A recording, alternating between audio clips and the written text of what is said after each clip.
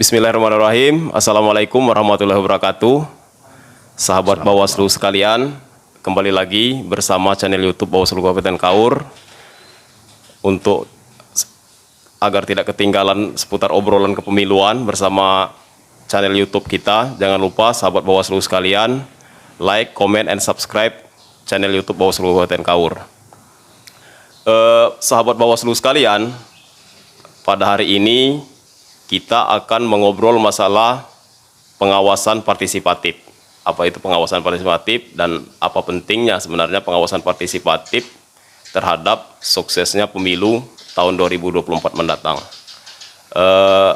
Sahabat Bawaslu, pada hari ini kami telah menghadirkan salah satu tokoh, masih kategori tokoh muda dari putra daerah Kabupaten Kaur, yaitu Bapak Dr. Juliansah. Selamat pagi, Pak Dokter. Selamat pagi, Pak. Telah hadir bersama kami, mempersamai sahabat Bawaslu sekalian pada hari ini. Beliau ini adalah salah satu tokoh pendidikan putra daerah Kabupaten Kaur yang telah mendirikan perguruan tinggi satu-satunya saat ini di Kabupaten Kaur, yaitu Sekolah Tinggi Ilmu Tarbiyah Al-Wasik Kaur.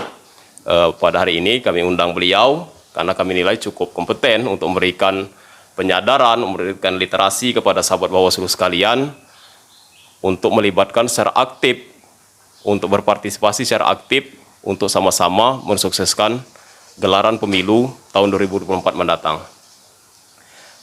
Langsung saja sahabat Bawaslu sekalian, hari ini kita akan ngobrol-ngobrol banyak dengan Bapak Dr. Juliansah, bagaimana masukan beliau, nasihat beliau terhadap kami juga selaku penyelenggara pemilu, kiat-kiat kita untuk sama-sama mensukseskan pemilu tahun 2024.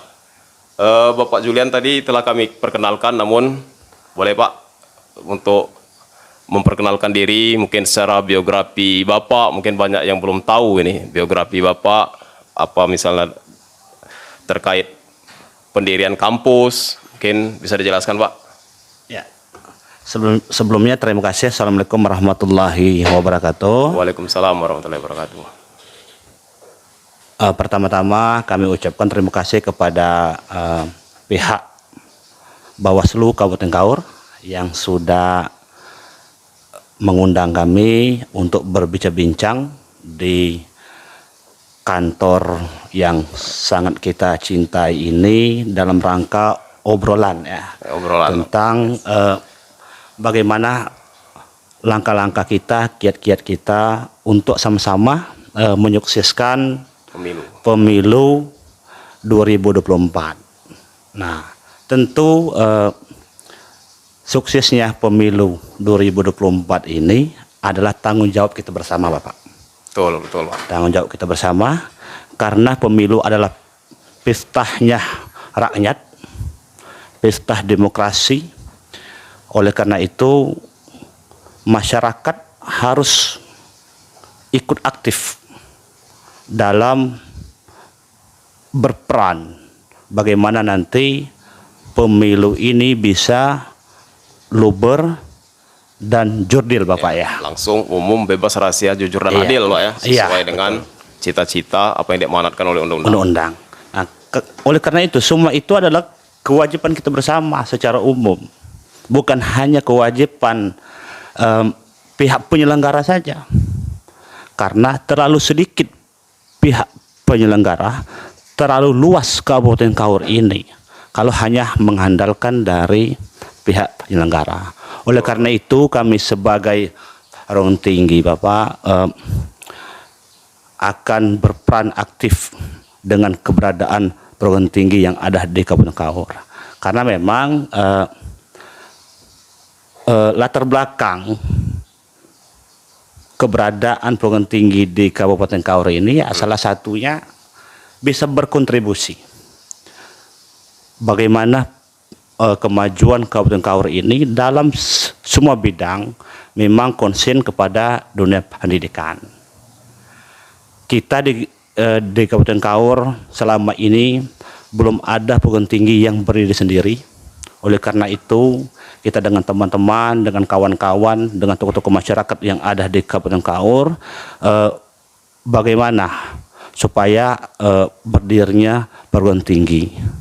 Alhamdulillah pada hari ini keberadaan perguruan tinggi di Kabupaten Kaur, yaitu Setit Al-Wasi Kaur, sudah memasuki tahun kedua penerimaan Pendirian. mahasiswa. Kalau boleh tahu mungkin sudah berapa Pak jumlah mahasiswa di State Al-Wasi Kaur? Mahasiswa hari ini yaitu ada 49 orang, terdiri dari kelas karyawan dan juga kelas yang memang kuliah aktif Senin sampai Kamis, Pak Hendra. Oke. Ini Pak mungkin kembali lagi ke terkait masalah kepemiluan. Mungkin Bapak selaku salah satu tokoh pendidikan yang ikut mencerahkan banyak orang mungkin Pak ya. Ya. Mungkin ini pemilu serentak 2024 ini Pak merupakan tantangan tersendiri bagi kami selaku penyelenggara. Karena ini adalah pemilu pertama yang dilaksanakan secara serentak di tahun yang sama, yaitu pemilihan umum dan pemilihan bupati, wakil bupati, serta gubernur, wakil gubernur pada tahun 2024. Harapan Bapak terhadap pelaksanaan pemilu serentak tahun 2024 ini seperti apa? Atau mungkin masyarakat melihat idealnya suksesnya pemilu itu seperti apa?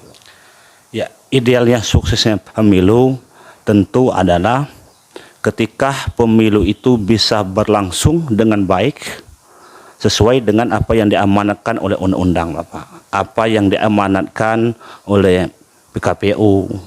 Jadi aman, damai, kan itu suksesnya. Nah, semua itu tugasnya adalah tugas kita bersama. Nah, dalam hal ini perguruan tinggi akan berperan sesuai dengan tridharma perguruan tinggi. Ada pendidikan dan pengajaran, ada juga penelitian dan pengabdian masyarakat.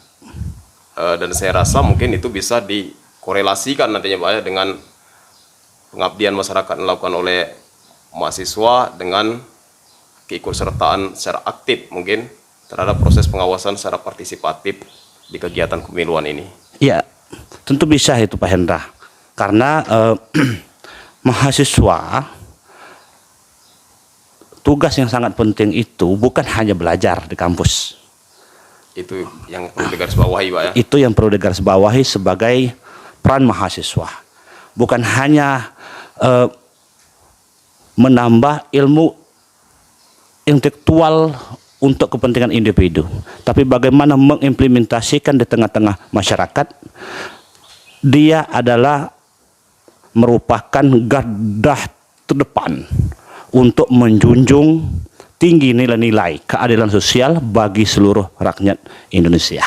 Dan tentu mahasiswa kita harapkan tentu lebih peka Pak ya, karena mahasiswa juga salah satu kontrol sosialnya masyarakat. Ya betul, jadi ketika ada kecurangan-kecurangan, indikasi-indikasi atau gejala di tengah-tengah masyarakat, harusnya mahasiswa harus melakukan edukasi di sana Bapak, melakukan sosialisasi. Langsung tidak langsung, sadar tidak sadar, sebenarnya mahasiswa itu sudah melakukan itu sebenarnya. Nah, oleh karena itu kita sebenarnya dorong juga dari Sipitas bagaimana mahasiswa ini lebih aktif untuk di masyarakat mengedukasi, mensosialisasi bahwa peran masyarakat sangat penting dibutuhkan untuk melakukan pengawasan secara partisipatif. Sebenarnya ini cukup jelas nih sebenarnya komitmen dari salah satu State Al-Wasi ke depan Pak ya. Betul, siap. Kepemiluan ke depan. Namun Pak Juliansa, terkadang fenomena yang kita lihat, hasil diskusi kami juga sesama penyelenggara, kadang dengan peserta, seolah-olah masyarakat Kaur ini belum memiliki literasi yang bagus terhadap proses kepemiluan.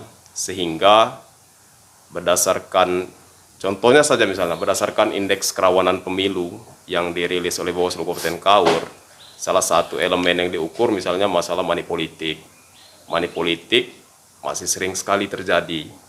Menurut pandangan Bapak Juliansa, bagaimana sebenarnya cara kita atau masukan kepada kami penyelenggara ini terkait cara memerangi, misalnya memerangi atau kapan perlu menzerokan atau mengnolkan kasusnya money politik. untuk terwujudnya demokrasi yang baik sesuai dengan apa yang dicita-citakan. Ya, jadi betul Bapak Hendra, fakta di lapangan memang seperti itu. Cuman sebagai penyelenggara kita tetap percaya kepada penyelenggara akan mampu untuk melakukan pencegahan itu, dan kami masyarakat ya tentu akan berperan penuh untuk itu, karena memang kalau kita lihat yang dahulu-dahulu itu memang terjadi money politik, habis itu adanya kebohongan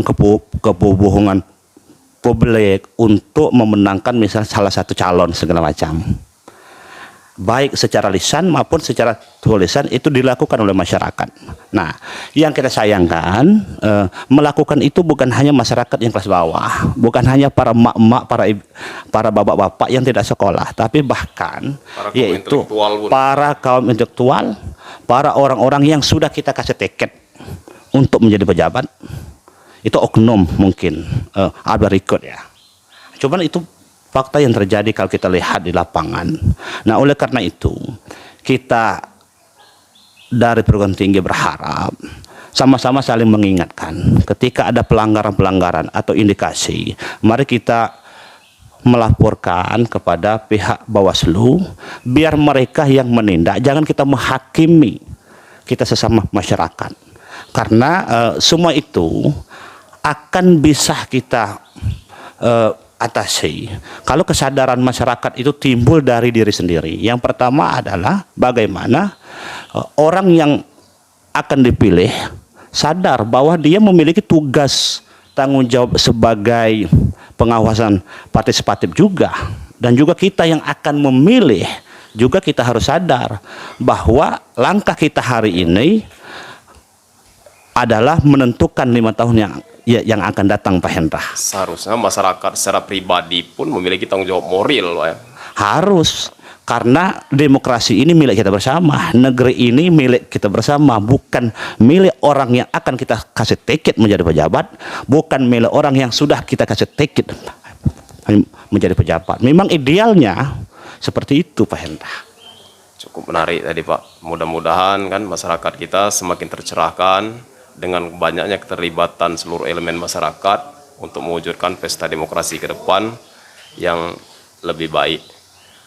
Mungkin ke depan Pak Juliansa, tentu kami berharap, Bawaslu Kabupaten Kaur berharap adanya semacam komitmen kita bersama terkait giat-giat ke depan, mungkin kan, atau menselaraskan kegiatan antara Bawaslu dengan pihak perguruan tinggi untuk sama-sama melakukan kegiatan bersama untuk melakukan sosialisasi ke depan. Ya. Oke, terima kasih. Memang itu menjadi komitmen kami. Yang jelas kami perguruan tinggi satu-satunya yang berada di Kabupaten Kaur, tentu kami akan berkomitmen semampu mungkin, dan harus mampu memang kita sebagai warga negara Indonesia yang baik, bagaimana kita mendorong agar pemilu 2024 yaitu pemilu yang berjalan dengan sukses, Pak Hendra. Oke, mungkin kan nanti kalau kita tindak lanjuti dalam bentuk yang lebih konkret, mungkin Pak ada semacam MOU, ya, mungkin ada kan ke depan antara Bawaslu dengan State. Dengan senang hati itu. Nah, ini Pak Julian, berdasarkan hasil pengalaman kami di lapangan selama melakukan pengawasan pemilu, ada semacam peningkatan potensi kerawanan ketika tahapan pemilu yang melibatkan masyarakat secara langsung. Misal di tahapan kampanye nantinya setelah ditetapkan DCT, pasangan calon DPR, DPRD, DPRD Kabupaten, Kota, dan Provinsi, tentu ada eskalasi-eskalasi yang meningkat terutama di media sosial. Tentu banyak sekali hasil mitigasi kami sebenarnya ketika di tahapan ini berlangsung. Misalnya contoh adanya permainan pembangunan opini politik identitas, terutama di media sosial, adanya black campaign di media sosial yang saling memojokkan satu pasangan antar pasangan yang lain, dan ada juga money politik tentunya nanti. Bahkan mindset masyarakat kita hari ini cenderung ketika pemilihan DPR ini malah dimanfaatkan oleh masyarakat dalam tanda kutip untuk mendapatkan sesuatu materi, baik barang maupun uang dari para pasangan calon untuk menerima itu, dan kalau tidak menerima tidak mau memilih, itu Pak Joyan. Itu fenomena sebenarnya nyata di tengah-tengah masyarakat kita. Tentu berdasarkan analisis Bapak atau berdasarkan pengalaman Bapak, bagaimana cara kita bersama memerangi hal-hal ini? Tentu tujuan kita ingin tujuan pemilu ini berjalan secara ideal, sesuai dengan apa yang telah diamanatkan oleh undang-undang. Ya, jadi memang itu fakta di lapangan Bapak ya. Jadi nggak bisa kita pungkiri. Dan ini sebenarnya opini juga dari kita kan Pak. Opini. Biarpun ada sebenarnya secara tidak opininya, secara jejaknya ada pelanggaran-pelanggaran itu sebenarnya. Berdasarkan catatan ya, catatan dari pihak penyelenggara kan. Jadi lagi-lagi yang pertama memang kita harus berkolaborasi Bapak, berkolaborasi untuk tidak bosan-bosan mengedukasi masyarakat dengan melakukan sosialisasi. Apalagi misalnya kalau kita lihat di media sosial kan. Jadi di media sosial itu penggunanya itu kan mayoritas yaitu didominasi oleh anak-anak muda. Milenial lah Pak. Kaum milenial, pemilih pemula kan itu.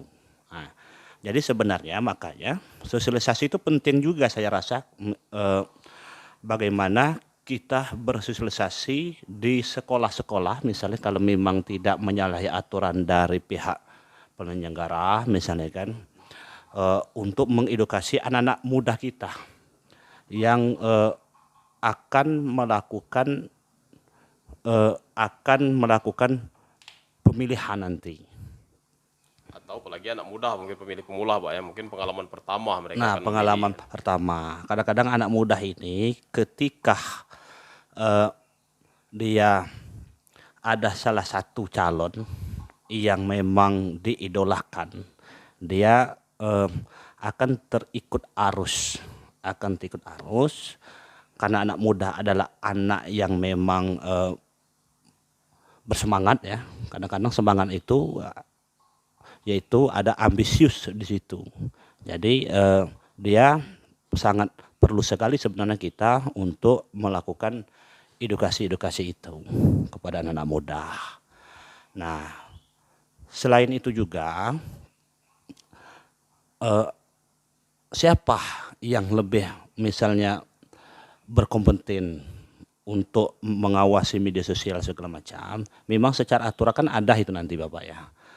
Ada misalnya untuk misalnya waktu kampanye itu kan ada akun-akun yang terdaftar itu kan. Akun-akun yang didaftarkan secara resmi oleh partai politik ke KPU gitu kan, ke KPU. Tapi kan dalam era digitalisasi ini kan susah kita untuk membendung itu kan. Kalau misalnya mereka mau melakukan sesuatu yang indikasi itu melanggar.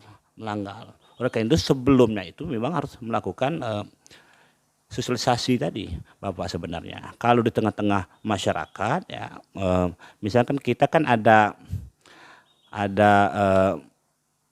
pihak kepolisian kan. Misalnya Satuan Binmas, Satuan bisa Binmas dekat dengan masyarakat. Dengan masyarakat bisa beredukasi dengan masyarakat, memang dia hidup di tengah-tengah masyarakat kan. Misalnya dari pihak pemerintah dalam hal ini mungkin khusus kepada dititik beratkan kepada pihak Kesbangpol misalnya kan, bagaimana melakukan misalnya kolaborasi dengan ormas, bisa memfasilitasi bagaimana misalnya semua ormas yang ada di Kabupaten Kaur ini misalnya berkomitmen bagaimana kita sama-sama mencegah sebenarnya kan, akan terjadinya suatu pelanggaran di pemilu 2024 ini. Nah, habis itu yang sangat penting juga sebenarnya arahan arahan dari misalnya siapa yang akan kita pilih atau arahan dari calon, baik calon misalnya di eksekutif maupun calon legislatif. Nah, kadangkala kan yang berpotensi itu sebenarnya kan tim-tim itu Pak ya, tim-tim misalnya kan, karena dia adalah pemilih yang fanatik misalnya kan, itu yang agak rawan lampu mati. Dan semampu mungkin tentu mereka akan mempengaruhi Ya. para pemilih mereka kan Iya betul. untuk melakukan berbagai macam hal. Nah ini yang tentu kita ingin sampaikan. Sampaikan. Masalah misalnya money politik, nggak bisa kita pungkiri juga itu Bapak. Kadang-kadang kalau kita misalnya mau mencari siapa yang salah kan susah itu. Siapa yang salah misalnya? Masyarakat misalnya yang salah karena merasa masyarakat misalnya nggak mau milih ketika misalnya nggak ada imbalan segala macam kan. Itu karena memang ada juga iming-iming, ada juga misalnya sesuatu indikasi akan ada imbalan yang dikasihkan oleh para kontestan ini sebenarnya. Kalau memang para kontestan ini sudah berkomitmen sama-sama dengan yang lain tidak akan melakukan money politik, masyarakat saya yakin nggak ada ruang yang jelas. Betul. Tentu tetap akan memilih masyarakat itu kan. Masyarakat kita sebenarnya cerdas juga ketika dikasih contoh yang baik, ya kan itu. Tapi tentu ini harus menjadi komitmen bersama, Pak. Komitmen bersama, nggak bisa satu pihak Bapak. Misalnya hanya pihak penyelenggara saja, hanya pihak kepolisian saja, nggak bisa. Hanya pihak misalnya pemerintah dalam hal ini Kesbangpol segala macam, nggak bisa juga. Hanya pihak misalnya ulama saja misalnya kan. Tapi itu tentu unsur yang paling penting sebenarnya para aktor yang akan berkontestasi sebenarnya di dalam hal ini nanti para caleg yang akan mencalonkan diri, jangan sampai harapan kita menghalalkan segala cara. Betul, dimulai dari diri para kontestan sebenarnya Pak. Betul sebenarnya, dimulai dari diri para kontestan. Nah, cuman sama-sama berkomitmen untuk itu, maka tidak ada ruang, masyarakat itu nggak ada ruang. Apakah misalnya kalau kita lihat misalnya kan jejak sejarah, dulu nggak pakai uang misalnya kan, nggak ada yang milih. Kan enggak juga, udah lama kita melakukan pemilihan langsung ini kan itu. Apakah misalnya semua yang memberikan pilihan dari pemilu-pemilu yang lalu, semuanya misalnya dia milih karena ada imbalan, enggak juga, kan itu. Nah tapi sekarang ini ada ruang, maka dia ikut masyarakat memanfaatkan ruang itu sebenarnya. Tapi ketika ruang itu tertutup mati, maka masyarakat tentu tidak akan juga mencari celah supaya ruang itu terbuka sebenarnya kan itu. Karena kekhawatiran dari para konsisten kadang-kadang yang jangan sampai terjadi itu, kekhawatiran dia ini tidak misalnya akan menang, tidak akan dipilih, maka dia melakukan misalnya bermacam cara. Itu yang kita khawatirkan. Tapi mudah-mudahan enggak terjadi itu kan untuk di pemilu 2024. Dan itu mudah-mudahan hanya sebagai opini kita saja. Mungkin di akhir segmen ini Pak Juliansah, kami ingin mendengarkan semacam closing statement dari Bapak terkait obrolan kita pada hari ini. Ya, baiklah, terima kasih Pak Hendra. Satu kunci untuk melakukan pengawasan partisipatif, yaitu awasilah diri kita terlebih dahulu. Jadikanlah diri kita sebagai pengawas partisipatif yang pertama-tama tugas kita adalah mengawasi diri kita supaya tidak melakukan pelanggaran. Itu saja kuncinya, Bapak. Baik sahabat Bawaslu, demikian obrolan kita bersama Dr. Juliansah pada hari ini, Ketua Yayasan State Al-Wasik Kaur. Semoga apa yang menjadi obrolan kita hari ini menjadi pencerah bagi kita semua, dapat menjadi acuan bagi kita semua dalam mensukseskan pemilu tahun 2024 mendatang. Saya selaku pemandu acara pada hari ini, apabila dalam pelaksanaannya kurang berkenan, maka saya mohon maaf mewakili seluruh jajaran Bawaslu Kabupaten Kaur. Demikian, billahi taufiq wal hidayah. Wassalamualaikum warahmatullahi wabarakatuh.